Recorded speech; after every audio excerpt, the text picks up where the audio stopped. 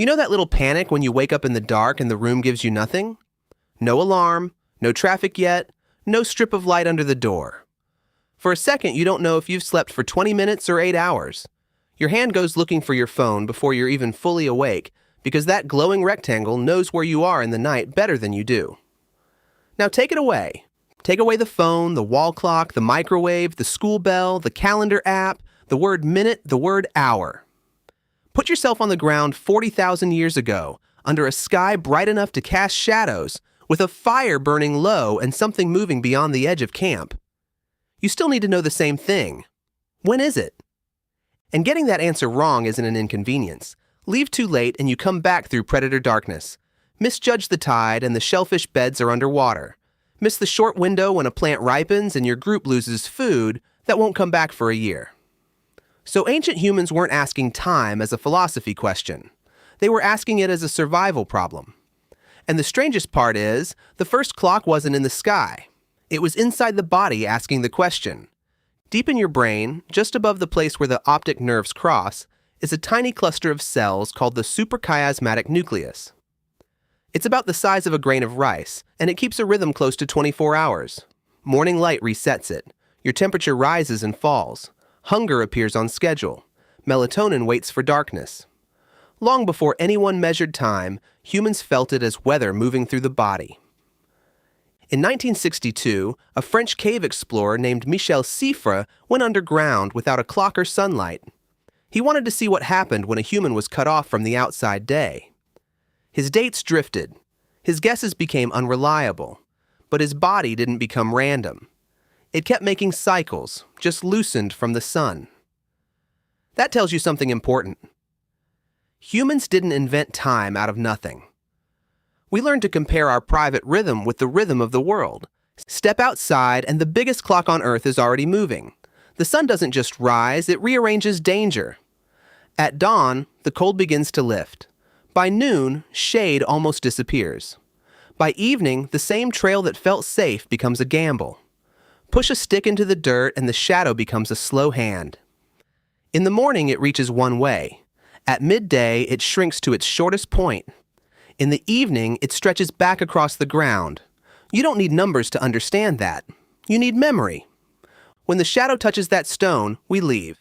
When the light enters the shelter, we start cooking. When the ridge goes dark, no one goes far from camp. That's time, but it isn't our kind of time. We say, I'll eat at 7. They might have said, we'll eat when the cliff face turns red. One is a number, the other is a relationship with a place. But then the sun disappears. And this is where the story gets bigger, because night is not empty. Night is a calendar with no pages. The moon grows, rounds, thins, vanishes, and returns in about 29.5 days. That cycle changes what humans can do. A full moon can make travel possible. A dark moon can make hiding easier. For coastal people, the moon is tied to tides, and tides decide whether a flat is a pantry or a lake. Some of the oldest possible evidence for this kind of counting is almost painfully simple. The Lebombo bone, found near the border of South Africa and Eswatini, is a small baboon bone with 29 notches cut into it. It's roughly 44,000 years old. Some researchers have suggested it may be a lunar tally. We can't know for sure. Maybe it counted something else entirely.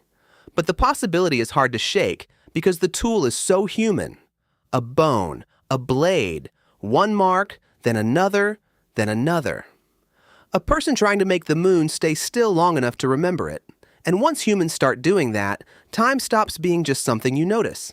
It becomes something you store. The next clue is not a bone. It's a landscape. At Warren Field in Scotland, archaeologists found a row of 12 pits dating back around 10,000 years. The pattern appears to follow lunar months, and it also lines up with the midwinter sunrise. That second part matters, because 12 lunar cycles don't exactly make a solar year. The moon is useful, but it drifts. If you only count moons, the seasons slowly slide out of place. So the people at Warren Field may have been doing something remarkably clever. They may have used the winter sun to correct the wandering moon. That isn't primitive. That's patient observation turned into earthwork. And then the same idea starts appearing in stone. At Nabta Playa, in the Egyptian desert, people arranged stones thousands of years before the pyramids, apparently marking seasonal directions in a place where rain could decide everything. At Newgrange in Ireland, built more than 5,000 years ago, the winter solstice sun enters a narrow roof box and sends light deep into the passage. At Stonehenge, the monument frames solstice alignment so dramatically that the year itself seems to walk through the stones. These were not giant wristwatches. They were memory machines for whole communities. They said, "The dark is turning, the rains are near, the animals will move, the world has come back to this point again." And then, humans looked even farther. If you've lived mostly under electric lights, it's easy to think of stars as decoration. But for most of human life, stars were information. Certain stars disappear into the sun's glare for part of the year, then return just before dawn. That first return is called a heliacal rising. In ancient Egypt, the return of Sirius became famous because it was associated with the season of the Nile flood. If you farm along that river, this is not a pretty sky fact.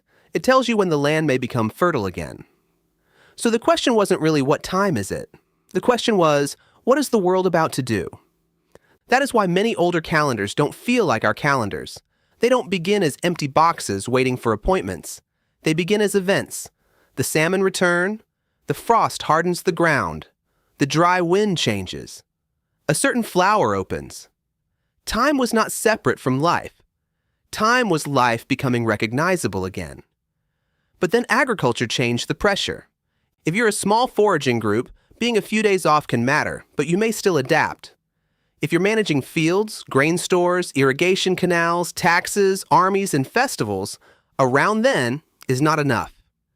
You need shared time, public time, time that can be announced, recorded, enforced. This is where time begins to harden. In Mesopotamia, sky watching became mathematics.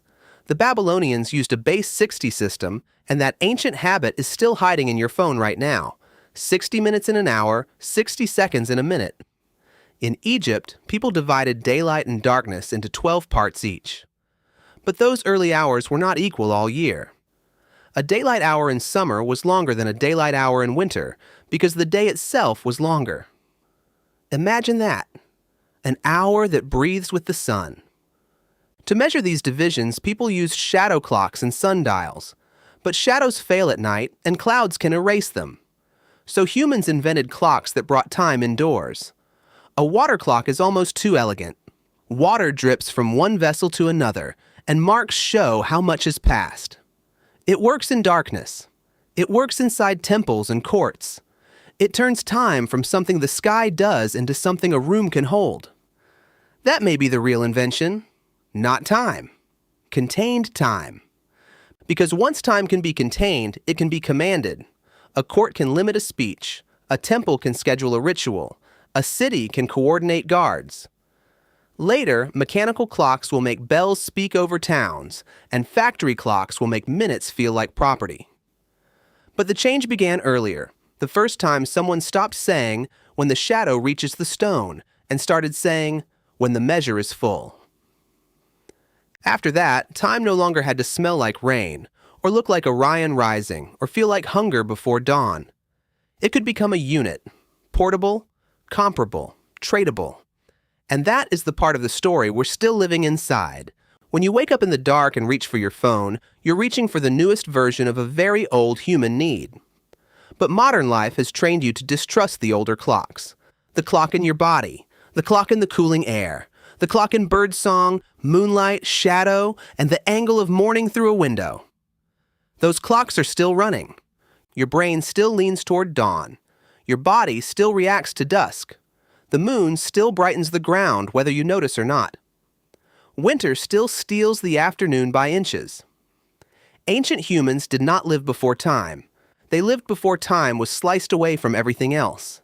They knew morning as a color, noon as the shortest shadow, evening as a risk, a month as the moon returning, a year as stars, rains, animals, and plants coming back to their places. Their time was not less real because it had fewer numbers. In some ways, it was more real because it was attached to the world that made it. So the next time you wake up in the dark and wonder what time it is, there is the modern answer glowing in your hand. And behind it, there is the older answer. Feel your body. Look for the light. Remember the sky. That's how humans told time when time was still wild.